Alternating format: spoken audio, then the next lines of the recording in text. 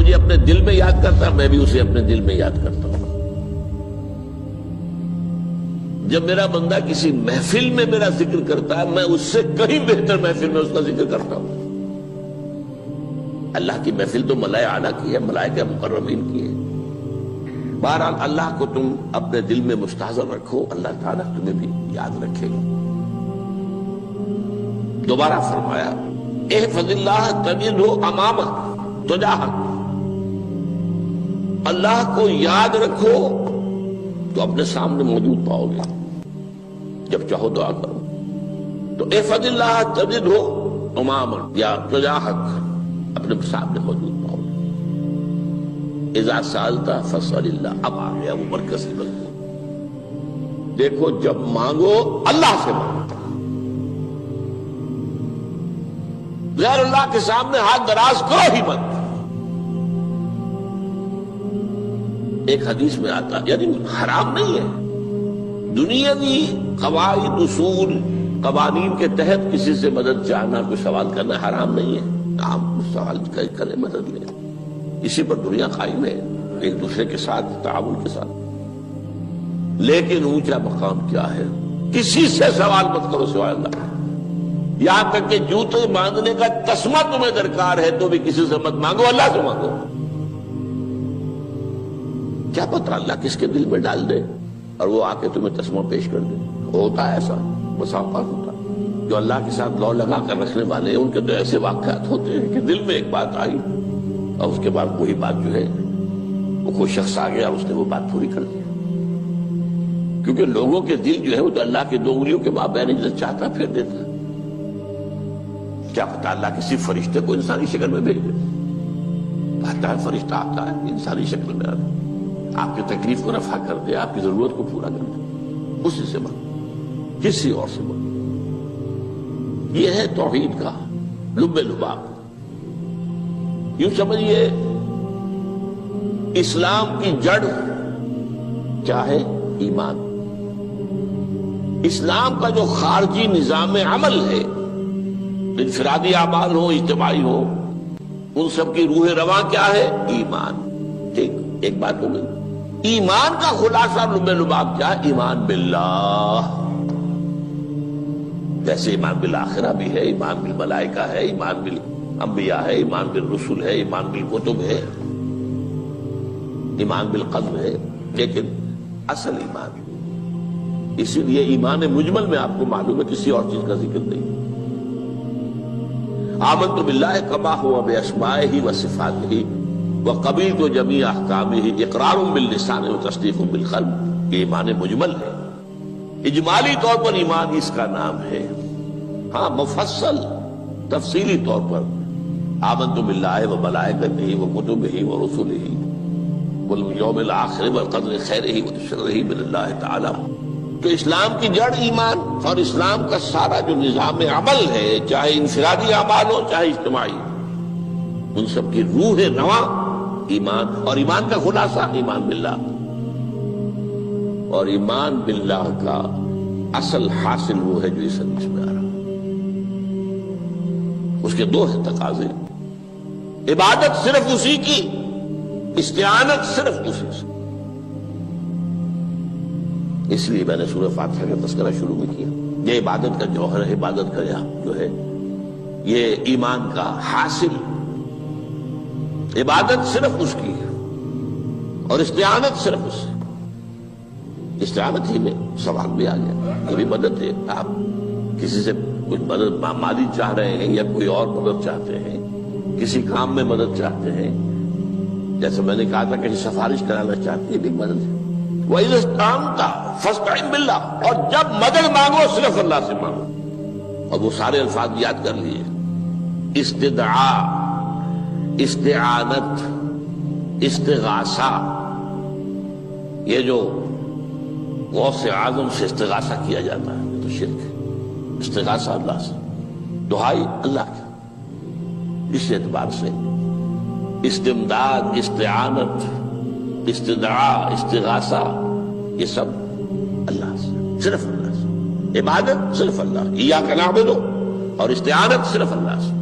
مانگو صرف اللہ سے، جب مدد طلب کرو صرف اللہ سے، اور جان لو اگر تمام لوگ جمع ہو کر تمہیں کوئی فائدہ پہنچانا جائے نہیں پہنچا سکتے، الا بشیء قد کتب اللہ لک وان اجتمعوا علی ان یضروک بشیء لم یضروک الا بشیء قد کتب اللہ علیک، اگر سب مل کر چاہے تمہیں کوئی نقصان پہنچا دے نہیں پہنچا سکتے مگر وہی کچھ جو اللہ نے تمہارے لیے لکھ دیا۔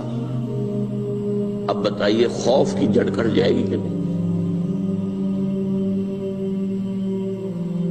یہ جو ایمان جو ہے یہ خوف اور حزن دونوں سے نجات دلانے والی بات ہے۔ جو حقیقی مومن ہے وہ اللہ کا ولی ہے، حقیقی مومن وہ اللہ کا ولی ہے، اور الا ان اولیاء اللہ لا خوف علیہم ولا هم يحزنون۔ یہ اولیاء اللہ کو علیحدہ مخلوق نہیں ہے، کوئی ان کے سر پہ سینگ نہیں ہوتے، انسان ہی ہوتے ہیں، لیکن حقیقی معنی میں مومن ان اعتبارات سے جو آج ہم پڑھ رہے ہیں ایمان اس درجے کا پہنچ گیا تو اللہ کا ولی ہے۔ ان لوگوں کے لیے خوف کس بات کا ہوگا؟ کس سے خوف کروں؟ اس کے ہاتھ میں کچھ ہے ہی نہیں، اور اگر کچھ اللہ نے میرے لیے لکھ دیا وہ آ کر رہے گا، چاہے میں لاکھ گڑ گڑاؤں اور اس کے سامنے کہ مجھے چھوڑ دے، اگر اللہ نے لکھا وہ آیا وہ تو آئے گا، تو کاہے کو اس کے سامنے گڑ گڑانا، کاہے کو جبرسائی کرنا اس کے سامنے، اور کسی کے ہاتھ میں کچھ ہے ہی نہیں، میرا خیر ہے ہی نہیں، کاہے کو خوشامد کرو اس کی۔ اور سنیے، رفعت الاقلام، دیکھو نوجوان، قلمیں اٹھا لی گئی ہیں، وجفت الصحف، اور جو رجسٹر ہیں صحیفے ان کی سیاہی خشک ہو چکی ہے۔ یہ ہے وہ اللہ کا علم، اس میں ہر شے لکھ دی گئی ہے، اس کی قلم اٹھا لیے گئے۔ جیسے آپ کو معلوم ہے امتحان ہوتا تھا، 3 گھنٹے ختم ہو گئے، اسٹاپ رائٹنگ، بس اب قلم رک جانا چاہیے۔ وہ قلم تو تقدیر کا کاتب جو ہے وہ قلم اس کا اب اٹھا لیا گیا، اور جو صحیفے جن پر کے لکھا گیا وہ خشک ہو گئے۔ یہ تو روایت ہے جو امام ترمذی نے جس کو روایت کیا، یہ متن ان کا ہے جو ہم نے پڑھا ابھی، اور ان کا قول یہ ہے کہ یہ حدیث حسن صحیح ہے، لیکن یہی روایت اور انہی راوی سے عبداللہ ابن عباس سے رضی اللہ تعالیٰ عنہما اور بھی محدثین نے کی ہے، اس میں سے ایک اور متن جو ہے وہ یہاں پر امام نووی نے دے دیا ہے۔ احفظ اللہ تجدہ امامک، یہ تو پہلا وہ ٹکڑا تھا، وقت تو جاہک تھا، یہاں امامک ہے، امام مطلب ایک ہی ہے، اپنے سامنے پاؤ گے۔ اللہ کی حفاظت کرو، اللہ کو دل میں، اللہ کی یاد کو محفوظ رکھو، گویا کہ اللہ کو مستحضر رکھو۔ ذکر اللہ کے معنی کیا ہے؟ استحضار اللہ فی القلب، یہ ذکر اللہ ہے۔ جنہیں ہم ذکر سمجھ بیٹھے ہیں وہ ذکر کے ذریعے ہے۔ اقیم الصلاۃ لذکری، نماز قائم کرو میری یاد کے لیے، نماز ذریعہ ہے یاد کا۔ یہ علیحدہ بات ہے کہ آپ نے 17 رکعتیں بھی پڑھ لی ہو عشاء کی اور یاد آپ کو آئی ہی نہیں کوئی، آپ تو ایک میکینیکل انداز میں جو ہے وہ اٹھک بیٹھک کر رہے ہیں اور آپ کی زبان سے کچھ بھی نکل رہا ہے، تو اس کا آپ کے شعور سے، دل کی گہرائی سے کوئی رابطہ ہے ہی نہیں، وہ ذکر تو نہیں ہوا۔ ہاں نماز فرض تھی وہ ادا ہو گئی، آپ کی فرض ادا ہو گئی۔ تو جنہیں ہم نے ذکر سمجھا وہ ذرائع ذکر ہے، اللہ اللہ سبحان اللہ زبان سے، یہ تاکہ اس کے نتیجے میں وہ ذکر حاصل ہو جائے۔ استحضار اللہ فی القلب، ذکر کے معنی ہے استحضار اللہ فی القلب۔ تعرف الی اللہ فی الرخاء، اور دیکھو کشادگی کے وقت میں تم اللہ کو یاد رکھو، اللہ کی طرف رجوع کیے رہو، بھول نہ جاؤ۔ وہ نہ ہو جو کبھی کہا تھا، بہادر شاہ ظفر کے اشعار میں سے بہت زور کا شعر ہے، ظفر آدمی اس کو نہ جانیے چاہے کتنا ہی ہو فام و زکا، جسے عیش میں یاد خدا نہ رہی، جسے تیش میں خوف خدا نہ رہا۔ وہ ہے کشادگی کی حالت میں، جبکہ تمہارے لیے کشادگی ہے، اللہ کی طرف رجوع کیے رکھو۔ یعرف کا فی الشدہ، تو اللہ اپنی توجہ تم پر رکھے گا شدت کے وقت میں، جب تمہیں کوئی تکلیف ہے اس تکلیف کو تم پر آسان کر دے گا۔ تکلیف تو آنی ہے، جو لکھی ہوئی ہے وہ تو آئے گی، لیکن یہ کہ اللہ تعالیٰ اس کی شدت کو، ایک ہی چیز ہے جس کو ایک انسان بہت شدت کے ساتھ محسوس کر رہا ہے، دوسرا آدمی اتنا نہیں محسوس کر رہا ہے، احساس کا معاملہ ہوگا نا۔ وہ تو اصل میں اگر انسان کی نرز کٹی ہوئی ہے تو احساس ہوگا ہی نہیں، سر سے نہیں ہوگا۔ تو اس اعتبار سے اللہ تعالیٰ تمہارے لیے اس شدت کی کمی کر دے گا۔ وَاعْلَمْ أَنَّمَا أَخْطَأَكَ لَمْ يَكُنْ لِيُصِيبَكَ، اور جان لو جو چیز تم سے چھوٹ گئی ہے، رہ گئی ہے، وہ ہرگز تمہیں ملنے والی نہیں تھی۔ اب آپ نے کسی ملازمت کے لیے درخواست دی ہے، درخواستیں مانگی گئی ہیں، اپنی سی محنت کر لی، نہیں ملی ملازمت، اب آپ بیٹھے ہوئے افسوس میں، رنج میں، غم میں، فلاں نے یہ کر دیا، فلاں نے یہ کر دیا، وہ فلاں جو ہے بڑی تکڑی سفارش لے آیا تھا، فلاں نے رشوت دے دی۔ چھوڑو میاں اس کو، وہ تمہارے لیے نہیں تھی۔ کاہے کو اپنے ذہن کے اندر یہ کھچڑی پکا رہے ہو بیٹھے ہوئے؟ خواہ آپ شاید سوء ظن میں بھی مبتلا ہو رہے ہو، کسی نے نہ رشوت دی اور آپ سمجھتے ہو کہ رشوت دی ہے اس نے۔ یہ ساری چیزیں جو ساری سیئات، ان کی جھٹپٹ ہے۔ وَاعْلَمْ أَنَّمَا أَخْطَأَكَ لَمْ يَكُنْ لِيُصِيبَكَ وَمَا أَصَابَكَ، اور جو چیز تم پر آ گئی، لَمْ يَكُنْ لِيُخْطِئَكَ، ہو ہی نہیں سکتا تھا کہ وہ تم پر نہ۔ یہ کر لیتا تو ہو جاتا، شاید یہ کر لیتا، میں نے ٹیکا پہلے لگوا دیا ہوتا تو یہ بات نہ ہوتی۔ بھائی وہ جو ہونا تھا وہ ہونا تھا۔ اب یہ وہ چیز ہے جس سے انسان میں کیفیت پیدا ہوتی، تسلیم و رضا۔ ہم بھی تسلیم کی خو ڈالیں گے، بے نیازی تیری عادت ہی صحیح، اے اللہ جو تو نے چاہا مجھے قبول ہے۔ اسی لیے میں نے آپ کو آیتیں سنائی سورۃ تغابن کی، ما اصاب من مصیبت الا باذن اللہ، کوئی مصیبت نہیں آتی مگر اللہ کے اذن سے۔ وَمَن یؤمن باللہ یہدی قلبہ، جو اللہ پر ایمان رکھتا ہو اللہ اس کے دل کو ہدایت دے دیتا ہے۔ ہدایت کس بات کی؟ تسلیم و رضا۔ سر دوستاں سلامت کہ تو خنجر آزمائی، نہ شبد نصیب دشمن کے شبد ہلاکت تیغت۔ اے اللہ تیری طرف سے ہے، مجھے قبول ہے، اور بظاہر مجھے تکلیف ہو رہی ہے لیکن یقیناً اس میں میرا کوئی خیر ہے۔ بیدک الخیر، تیرے ہاتھ میں تو خیر ہی خیر ہے، جو بھی تیری طرف سے آئے۔ سر تسلیم خم ہے جو مزاج یاد میں، اور یہ مضمون جو ہے زیادہ بڑے پیمانے پر سورہ حدید میں آیا ہے۔